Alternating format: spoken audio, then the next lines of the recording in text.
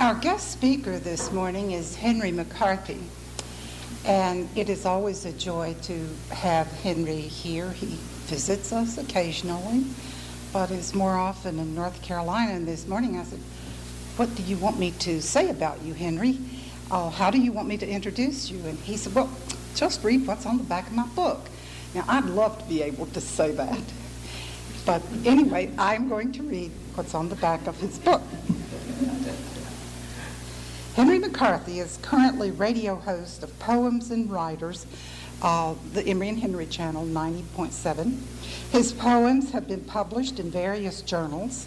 He's a member of the Academy of American Poets and has taught at Appalachian State University, where he received the North Carolina Order of the Longleaf Pine, and I'm sure he will explain what that is. He has been a guest actor at the University of North Carolina School of the Arts. He has also taught poetry workshops in Mexico and Costa Rica. He divides his time between homes in Virginia and North Carolina and travels around the world. I just overheard him say he got back recently from Taiwan. So without further ado, Henry, the mic is yours. Well, there you go. Well, it's a pleasure. It's always a pleasure to see you guys and to be here with you. About this time each year we do this, and I think it may have snowed the last time we did this.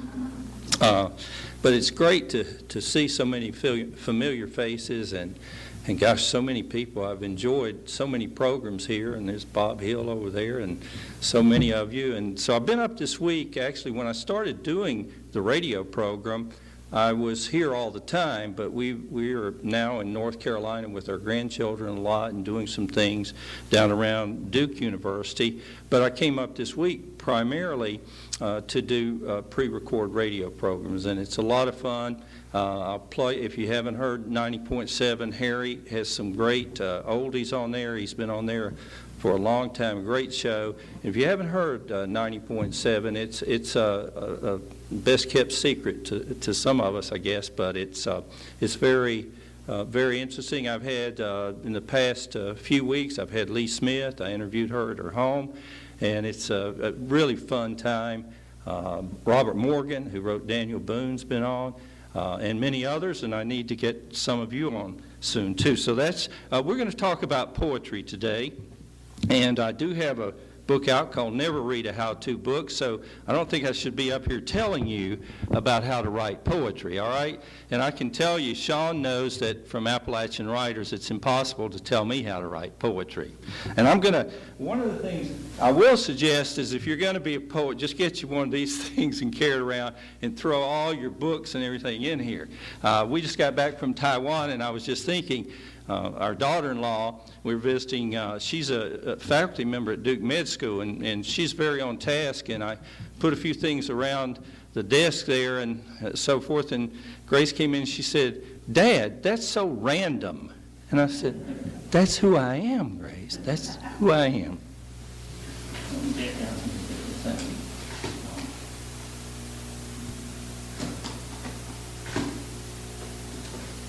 Okay, what I'm going to do is I'm going to read a few poems.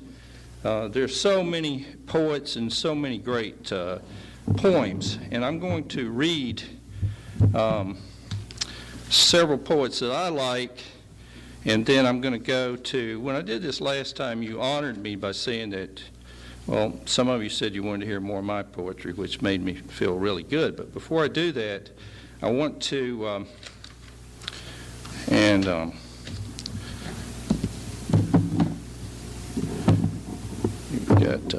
Robert Frost. Everybody knows Robert Frost. He's one of my favorite poets. Now, I do not try to write like Robert Frost. I do not classify myself in any way in terms of poetry, and I certainly am not placing myself in the league with Robert Frost. But you know, Robert Frost was a transition poet from the classical to the common poetry of this country. And he was famous for putting things into words that we could understand.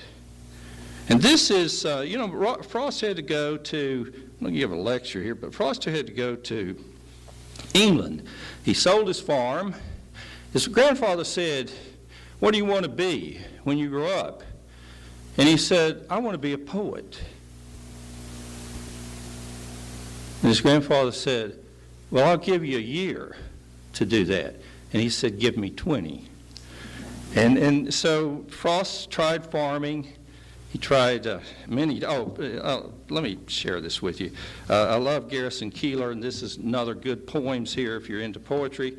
And but he introduced, this is what Garrison Keillor, including Frost in his book, said, forget what you learned about poetry in school, that it's complex, opaque, a problem to be solved in 1,500 words due tomorrow. Poetry is the last preserve of honest speech and the outspoken heart. It holds the cadence of common life. It has a passion for truth and justice and liberty. The spirit that has kept the American porch light lit through dark ages of history. And the meaning of poetry is to give courage. That's Garrison Keillor, including Robert Frost, of course, in his poems. Frost wrote A Boy's Will and North of Boston. These were published in England, and that's where Frost became famous. He went over there, really unknown as a poet, and he was hung out with some poets there, including William Butler Yeats. Sold his farm for $3,000 or $4,000 and headed to England, and was basically discovered in England, and then became, of course, the rock star of poetry, and taught. He was also Dartmouth dropout and a Harvard dropout, but he made his way around universities because they would like him and they loved to have him, and then they would honor him, and then he would be cantankerous and he would leave. But this is called The Pasture. I'm going out to clean the pasture spring. I'll only stop to rake the leaves away and wait to watch the water clear, I may. I shan't be going long. You come too. I'm going out to fetch the little calf that's standing by the mother. It's so young, it totters when she licks it with her tongue. I shan't be gone long. You come too. Robert Frost, very short poem. I like to always start my radio programs with singing, with songs. You mentioned Cash, I'll use Johnny Cash, Leonard Cohen, and on and on and on. Tom T. Hall, different Emmylou Harris. So I mix because I think, to me, many of the songs that we have are poetry. Maybe you remember this one, some of you who go back to the 60s, and I'll give you a hint. He was a national champion fencer, as in fencing, and I didn't know this about him. This is called I Am, I Said. LA's fine, the sun shines most of the time, and the feeling is laid back. Palm trees grow and rents are low, but I keep thinking about making my way back. Well, I'm New York City born and raised, but nowadays I'm lost between two shores. LA's fine, but it ain't home. New York's home, but it ain't mine no more. I am, I said, to no one there, and no one heard it all. Not even the chair. I am, I cried. I am, said I, and I am lost and can't even say why, leaving me lonely still. Did you ever read about a frog who dreamed of being a king and then became one? Well, except for the names and a few other changes. If you talk about me, the story's the same one. But I get an emptiness deep inside, and I've tried, but it won't let me go. And I'm not a man who likes to swear, but I never cared for the sound of being alone. I am, I said, to no one there, and no one heard at all, not even the chair. I am, I cried. I am, said I, and I am lost, and I can't even say why, leaving me lonely still. Neil Diamond. Beautiful one there.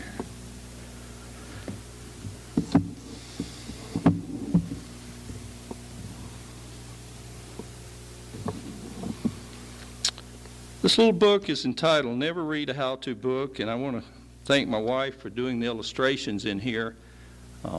Has a nice bear on the front. Some of you have seen her artwork around town, and so I was reading, I was inviting to read, and as I said, I don't mind describing myself as random, and they asked me to come to Union Avenue Bookstore in Knoxville, Tennessee, to read.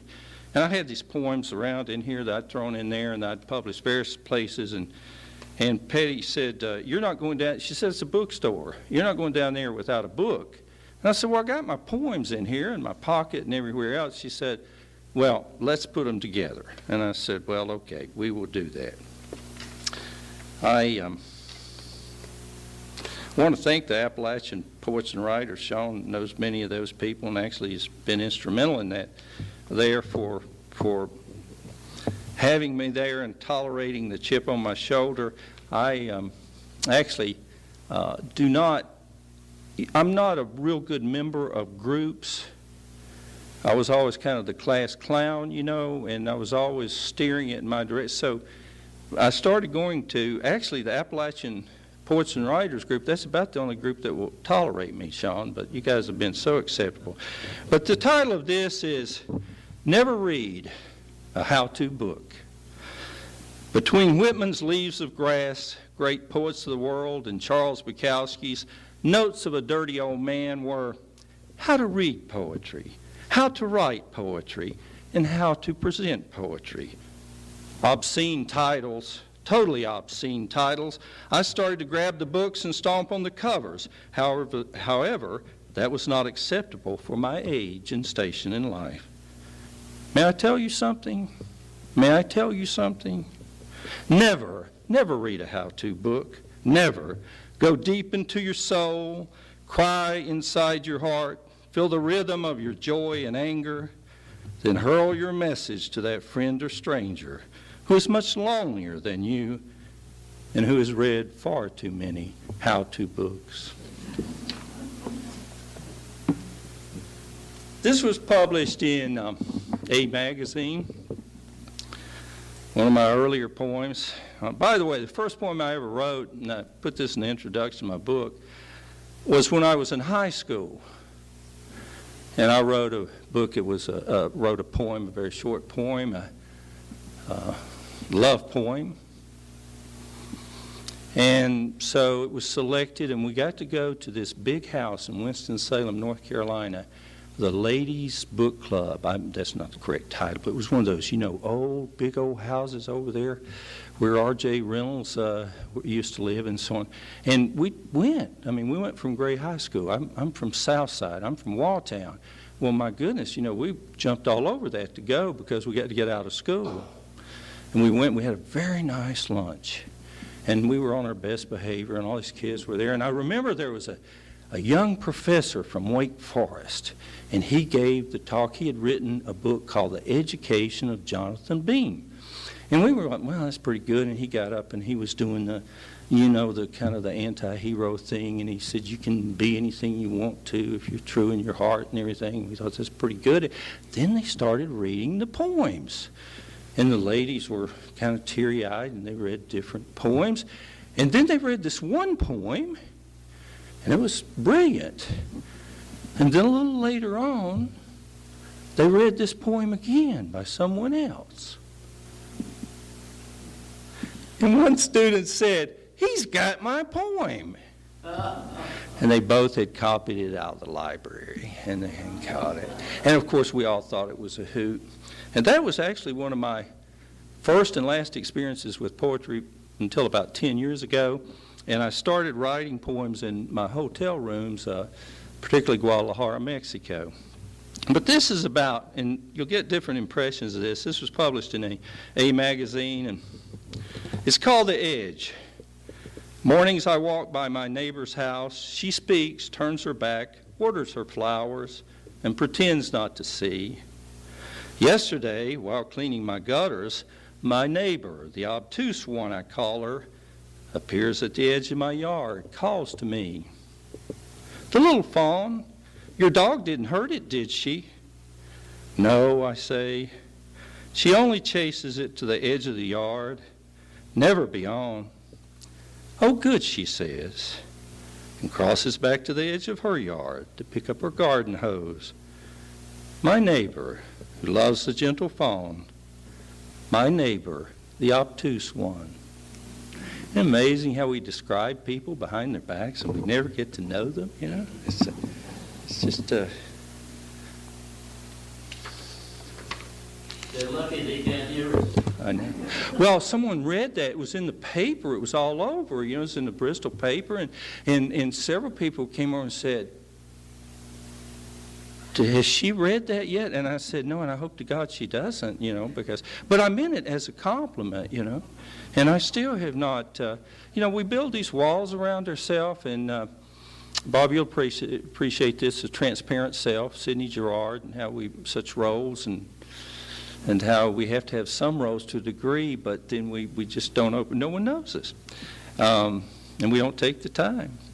We're afraid. Except when you travel around the world and you're in Taiwan and these places, and you have to ask total strangers different things. And the reason I read the poem, Patty and I were sitting in a little Chinese restaurant in Taipei, and there was a young woman sitting across from us. She was very lonely, and I invited her over to sit with us. And she came over, and she's sitting there, and she, you know, she had Chinese demeanor and so on. So I said, and so you're from Taipei? And she said, no, I'm from L.A. I'm here visiting my grandmother. I started out here. And I asked her what she liked about L.A., and she said she liked the warm weather. So Thomas Wolfe, you know, we're always torn between going home and running away. Abingdon Post Office, it is rush season. The brown, wrinkled hands push the package through the window, and the clerk asks, anything else? Yes, she replies, I need some stamps. She turns each packet of stamps over and over, then announces to the line of stressed holiday faces, I'm sending a letter to my grandson in Iraq. He misses the flowers, the pretty flowers. Senior picnic is another one. He passed me on the sidewalk, blonde, blue eyes, and a body hardened by work on the farm. As he turned, I asked, senior picnic today? Yes, he replied, free food, swimming, and no classes. It's a great day. What will you do after graduation? He paused as if waiting for directions and said, I guess I'll go to the Marines. Signed the papers yesterday. His face appeared brave, but the eyes asked, what should I do, mister? What should I do? All right, Market Day. Some of you have heard me read this, and the person who this is written about knows now that she's in this, and I hesitated to read it to her, but she walked in Zazzy's, where my book is, and she was just kind of looking around. I thought if she sees that poem, she might not know, you know, it's her, I better tell her. So it's a compliment to her. Market Day, many of you go to the market in Abingdon, of course, okay? This is what I saw. I like to do little snapshots. And, you know, to me, I see what I see. And some folks say that if you can't take a risk in your writing, then you're not a poet. You're not an artist. So the risk has to be there. So, and I'm very conscious of where I am in Abingdon and who I run into. And not long ago, I was at 5 Points in Third Place Coffee. It's a coffee shop there. I call it third rate, but not to the owner. And I was in Third Place Coffee, and Patty and I were sitting there, and she was nudging me because I was in one of my talkative moods. And she kept saying, well, be quiet. And we were having good debate. And then my friend there said, you know what? He said, I don't mind you saying things because you know what you told me when you first met me? And I said, what? He said, you told me I have an opinion on everything, but I don't expect you to agree with me. So I took that as a compliment. Market Day. 2 teenage brothers, homeschooled, Amish-looking, arrange and rearrange their organic vegetables and fruit, pretending that the gray-haired stranger does not exist, and wishing he would move so they could better view the full-figured woman who sells the organic dog biscuits. That's a snapshot.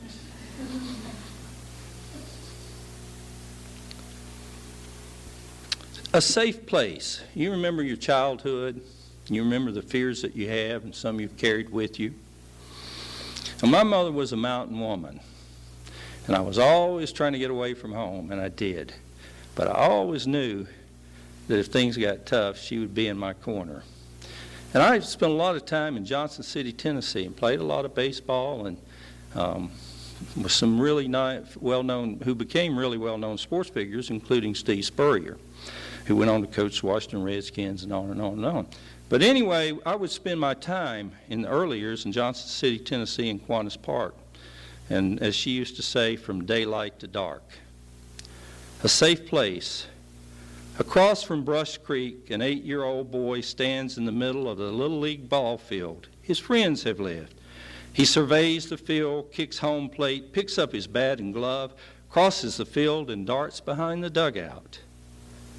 As he starts to jump the creek, a smoky voice booms. "Did you call the police on me yesterday? If you did, I'm going to kill you." "Oh no," the small voice replies. "Billy Jones did it." Quickly the boy jumps the creek, runs up Lincoln Avenue, home to the safety of his mountain mother. Dedicate that to my mother. Jeanette Carter. Carter family, I knew them, knew Jeanette and the folks around here, whether you've come here recently or been here for generations. You know the Carter fold and you know Poor Valley.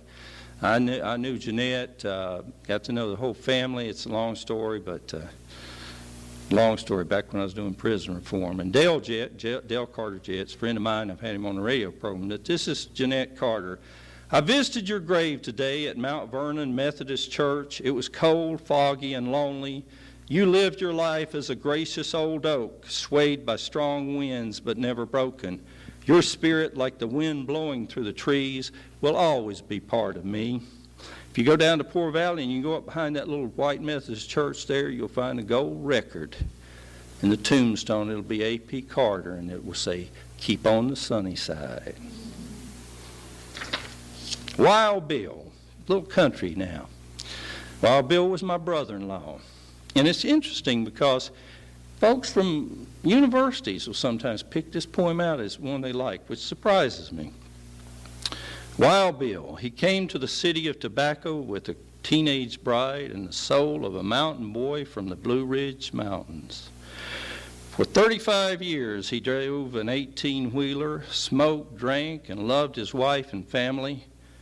Retired with nothing left in his bank account, abandoned by the Teamsters Union.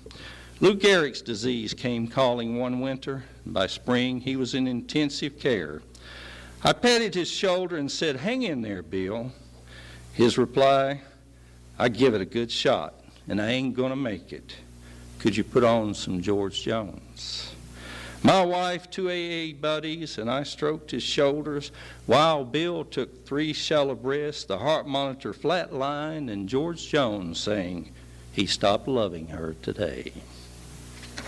That was my brother-in-law. Now this is one,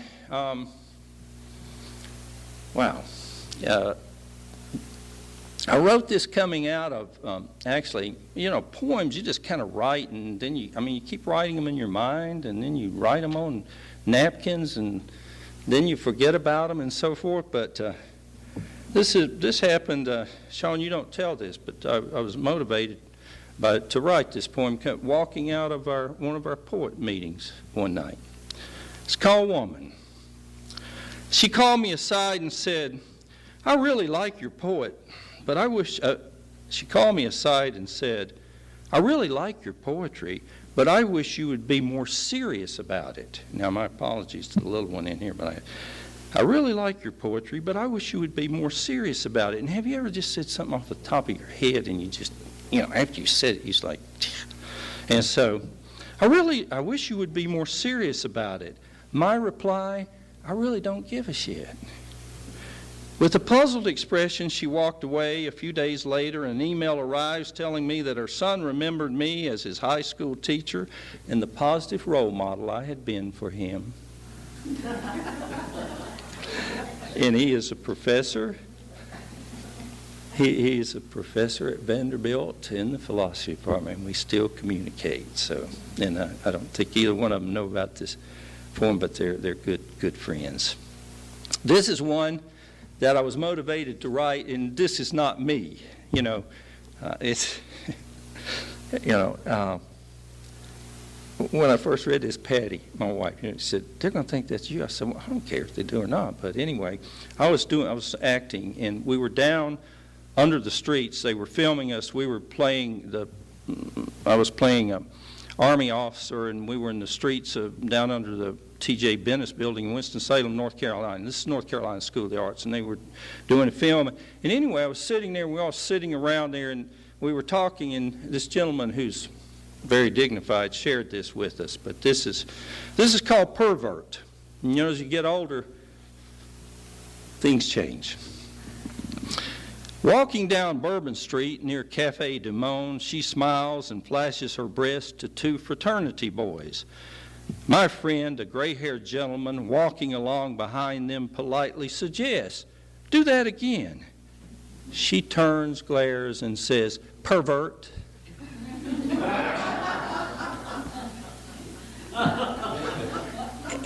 And that's so interesting. I'll share this with you because I think some of my most sensual poems now are written now, not when I was so much in the heat of life, so to speak.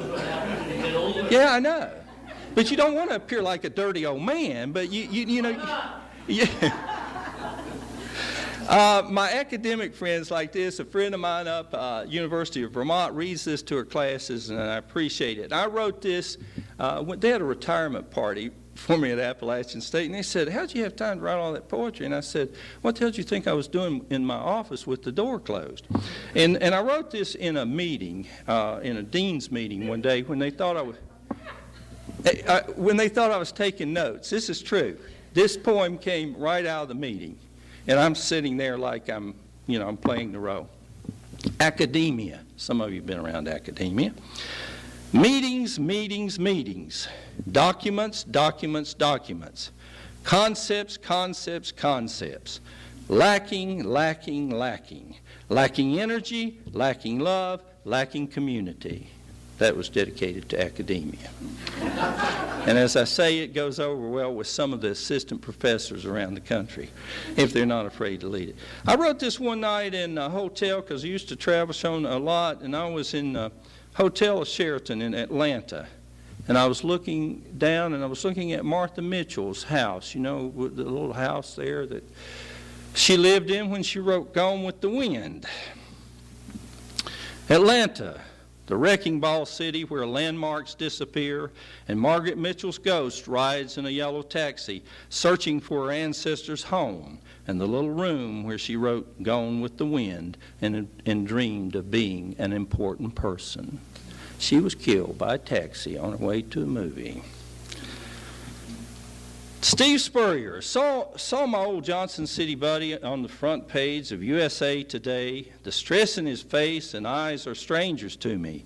In '59, we played tackle in Qantas Park, drove his dad's old Buick to the Dairy Queen, and shared boyhood dreams. Today, he makes $2 million a year telling boys how to throw a football. And I worry about paying the utility bills. And my daughter, Yogi, started saying, why don't you call Steve? Look, this is one, if you're a couple, I think you'll understand this, and Patty and I both take yoga. The title of it is Namaste, and that means you honor someone. Could it be she flirts with me for the light and energy you don't see? Could it be he flirts with me for the light and energy you don't see? Maybe that's when you've been married a long time. This is one that a friend of mine, I'm going to read this for Melody Almeter. She, professor up at Roanoke College, and has had a very tough time with cancer, and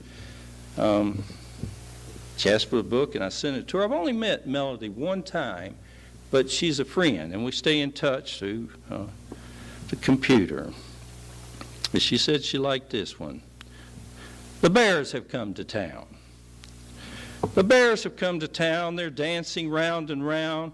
The bears have come to town. The mayor and town council have passed a resolution. No more bears can come to town. But the bears say not to worry. They're just going with the flow because they have no place to go. Why, they may even journey on down to Elizabethtown to see the antique car show. Because just like you and me, they have no place to go. They're just going with the flow, going with the flow. That was about Damascus. You know, when they always were trying to deal with the bears over there.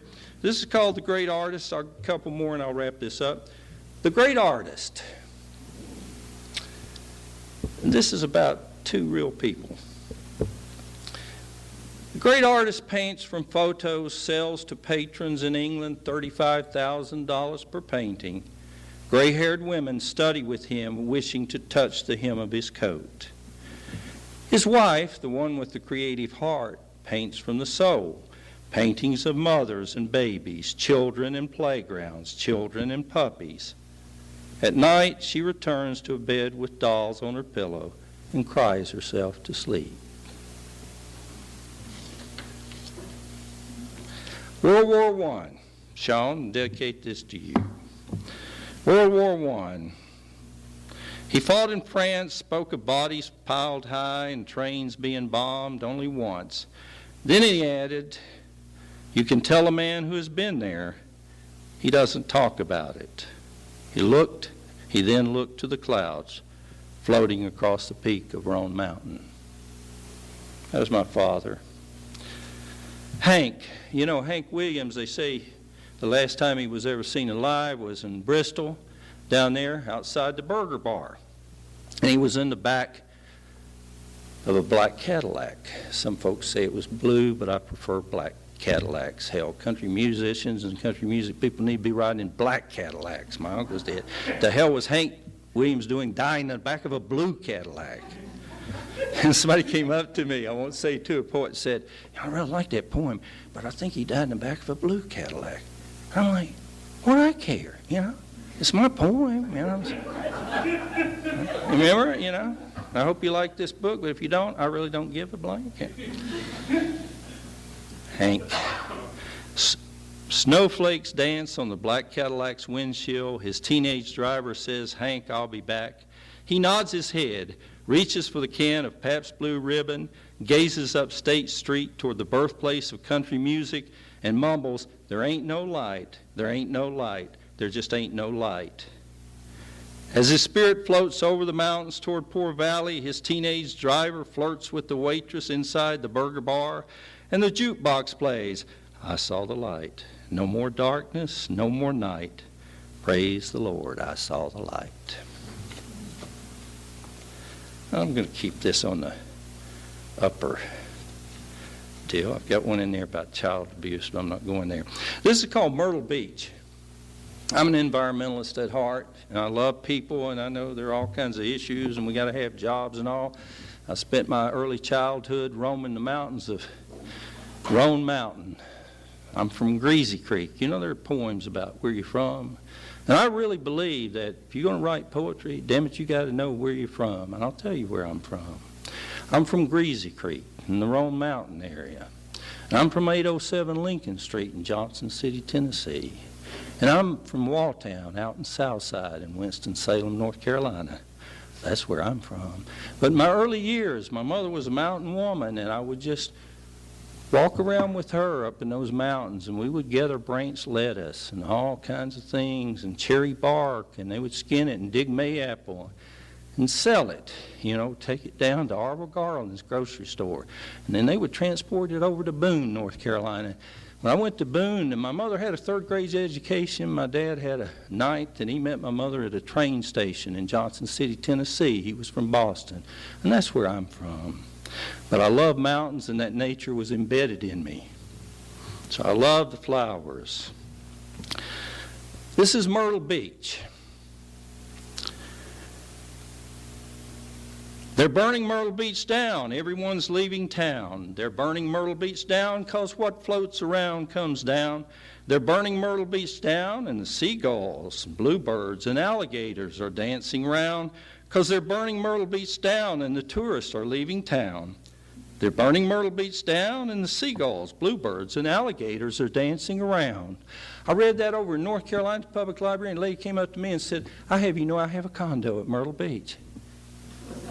I said, I was just writing it about from the animal and birds perspective. I mean, I didn't know she was taking it personal.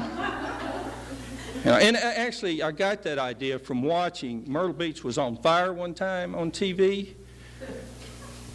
Really, and I'm watching it. And it was a section of Myrtle Beach that caught on fire, and I'm watching that blaze, and I'm watching it, and then it started hitting me. Well, what are the birds and animals saying about this? You know.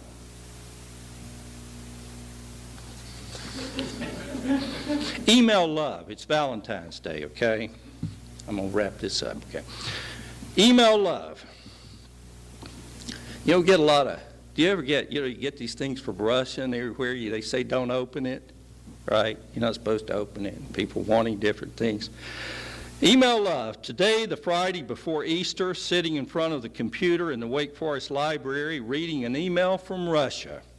Her name is Natasha, and she tells me she is pretty and friendly, sends me love and sweet kisses. Over my shoulder, near the front desk, the well-formed librarian counsels two college boys. Now, if a girl touches you softly on the shoulder, it means she really likes you. And if she looks you in the eye, then you're making real progress. Quickly, I return to my email, reading of the big sweet kisses Natasha desires to give me when I send her the money. When I send her the money. You got to be careful what you open up there. I was over visiting our son. Recently, he was the one we first started working in the schools in China, and Hank was teaching over there. And now he's a businessman. We actually raised him to be a hippie, and he's a corporate fat cat. But he's not here, and I can say that, but that's the truth. MBA. Once he taught school children in China, roamed the cities of Beijing and Shenyang, and ran up the steps of the Great Wall. Now he carries a pen in a vest pocket with his company's logo, sits at a desk and computer, gazing out his window at the white clouds and the wild geese flying south for the winter.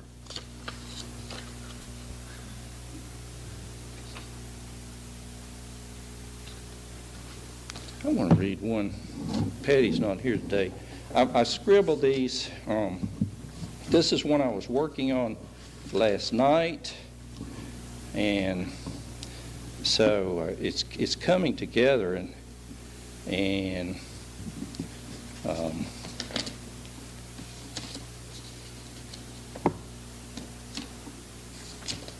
well, this was caused me to think of Hank, our son. Home. She has finished the cake and his favorite potato soup. She is going to bed now and wait for his arrival, her firstborn son. His flight is late. His plane has arrived at L.A. International from Taiwan. He will be late. But she remembers his arrival in the small mountain hospital. She remembers his arrival. And the last poem, Sweet Pages. This is one I'm working on. It's in process. The fingers lightly touch the pages, first the front, then the back, open and close, first the front, then the back. Suddenly the fingers move the bookmark to the sweet middle, and the room burst into a glow from the body of the book. The body of the book. You can take that any way you want to. Some people see sexual symbolism in that, which reminds me of another story. When I was in college, I had this course, and it was on Robert Frost. And I got a B in it because he saw sexual symbolism in every damn thing Frost wrote, and I couldn't see sexual symbolism. The woods are lovely, dark and deep. Well, okay, yeah, well, I can see where you can go with that. But I can see it. I saw a man out in the wood, coming back from selling eggs. Later I read about Frost. He said, I was coming home one night. I'd been to this downtown selling eggs. I was broke, and I was trying to support my family, and I was thinking about the roads that diverge. And he took 6 minutes to write that, but he'd been probably thinking about it for 6 or 10 years. So just remember, folks, thank you for having me today. This is Henry McCarthy of WEHC 90.7 saying, I'm going out to write a poem and watch the children play. Do not wait up for me. I'm going out to write a poem and watch the children play. Do not be afraid to stay or still away. I'm going out to write a poem and watch the children play. Thank you for having me. I love you guys. It's always great to be here.